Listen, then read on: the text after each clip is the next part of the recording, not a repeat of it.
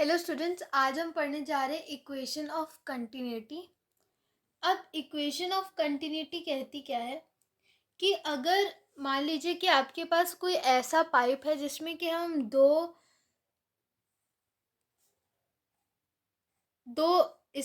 Areas लेते हैं। एक ये मान लीजिए ए हो गया पॉइंट और ये पॉइंट बी हो गया, ठीक। तो अगर यहाँ से कोई फ्लूइड है जो इस पाइप के थ्रू फ्लो कर रहा है, ये दोनों अलग अलग क्रॉस सेक्शन से जिनका एरिया ऑफ क्रॉस सेक्शन इसका ज़्यादा है, इसका कम है।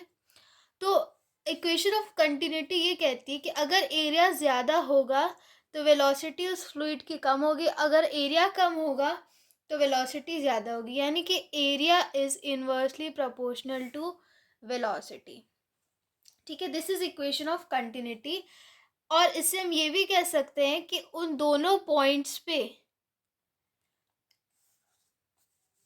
वेलोसिटी और एरिया ऑफ क्रॉस सेक्शन का जो प्रोडक्ट है वो कांस्टेंट होगा। मतलब एरिया बढ़ेगा तो वेलोसिटी अपने आप कम हो जाएगी, और वेलोसिटी बढ़ेगी तो एरिया अपने आप कम हो जाएगा।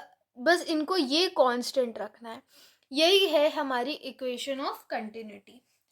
तो सबसे पहले ट्यूब देखते हैं जिससे कि एक फ्लूइड क्या कर रहा है, फ्लो कर रहा है। तो यहाँ पे मान लीजिए कि ये पॉइंट ए है और ये पॉइंट बी है उस ट्यूब के अंदर, उस या फिर उस पाइप के अंदर। अब फ्लूइड फ्लो करते हुए मान लीजिए इस पोजीशन पे आ गया, जैसे कि हम मान लीजिए ए डैश कह देते हैं, और इधर भी फ्लो करते हुए इधर आया, इसे हम बी डैश कह देते हैं।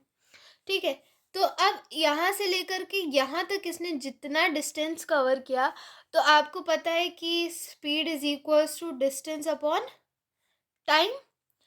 तो अगर आपको डिस्टेंस निकालना है that will be equal to speed into time. तो अगर स्पीड की जगह पे हम वेलोसिटी कर दें तो ये डिस्प्लेसमेंट हो जाएगा। तो वेलोसिटी इज़ v और डिस्प्लेसमेंट क्या हो जाएगा, v डेल्टा टी। तो यानी कि जितना ये डिस्प्लेसमेंट होगा वो किसके इक्वल होगा, v डेल्टा टी के इक्वल होगा। ठीक, ये इसको हम v1 मान लेते हैं, यहाँ पे जो फ्लूइड की वेलोसिटी होगी। सिमिलरली b से b डैश तक फ्लूइड की वेलोसिटी कितनी होगी, v2 डेल्टा टी होगी। ठीक है, यहाँ से यहाँ तक कितनी होगी, v2 डेल्टा टी होगी। ठीक, इतनी बात आपको क्लियर होगी। तो अब थ्योरी अगर हम ऐसे लिखें कि consider a non viscous and incompressible liquid. Non viscous incompressible मतलब हम यहाँ पे आइडियल लिक्विड की बात कर रहे हैं जिसमें कि विस्कोसिटी बिल्कुल भी नहीं होती है और साथ ही साथ वो इनकम्प्रेसिबल भी होता है। Flowing steadily between the sections A and B of a pipe of varying cross section। ठीक है, तो फ्लूइड कैसा आइडियल फ्लूइड है, hence it will be non viscous incompressible.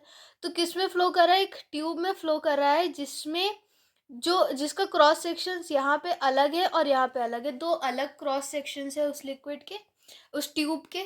ठीक, अब लेट्स टॉक अबाउट लिक्विड। सो अगर हम उसका इस वाले एरिया ऑफ क्रॉस सेक्शन को A1 मान लें और इस वाले एरिया ऑफ क्रॉस सेक्शन को A2 मान लेते हैं। ठीक है, let the area of cross section be A1। ठीक है, V1 be the fluid velocity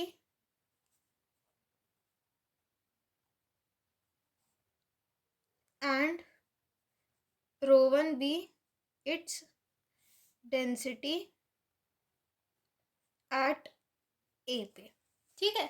ए पे इसका ये area of cross section A पे ये है, v1 उसकी वेलोसिटी है और ρ1 क्या है, डेंसिटी है फ्लूइड की, ठीक है, एट ए एंड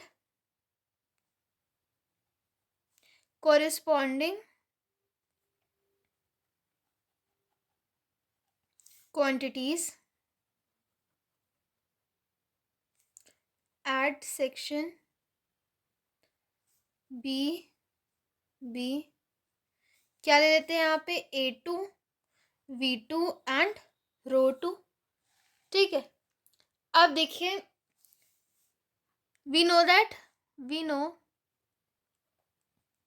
मास क्या होता है, mass is equals to volume into density, ठीक है। Density is equals to mass upon volume, तो mass is equals to volume into density, ठीक है। Volume can be written as area into length और density क्या है, ρ1 है। यहाँ पे ए पे मान लेते हैं डेंसिटी ρ1 है, एरिया क्या है, A1 है, लेंथ अभी मैंने आपको बताया इस तरीके से निकालते, तो यहाँ पे क्या है, v1 डेल्टा टी है, तो उसको भी डाल देते हैं v1 डेल्टा टी ρ1, ठीक है। तो ये तो बात हो गई एट ए पे, ठीक है। अब अगर बी पे देखें तो मास एट बी क्या हो जाएगा, या आप इसको ऐसे लिख सकते हैं, मास of liquid flowing through section A in time delta T, तो ये क्या हो जाएगा ये। अब सेम यहीं पे mass of liquid flowing through section B, again time is delta T, तो यह हो जाएगा A2V2 डेल्टा टी ρ2, ठीक है। Now since the liquid is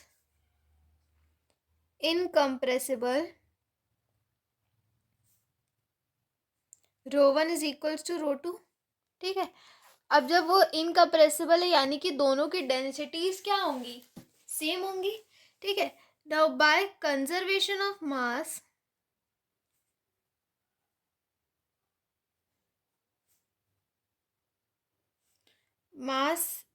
eight A will be equal to mass at B, ठीक है।